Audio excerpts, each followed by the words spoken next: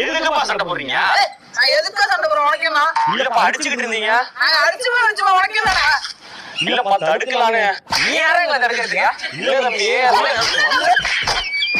Rajan story பாருங்க.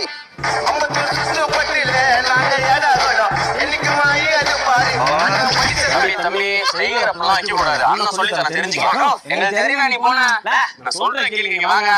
செய்கிற வச்சுக்கிறேன். எங்களுக்கு தெரியுமா நீ வேலையை பார்த்து நீ போன? ஐயோ செய்கிறாங்க. கிளம்புறோம். எங்களுக்கு தெரியுமா?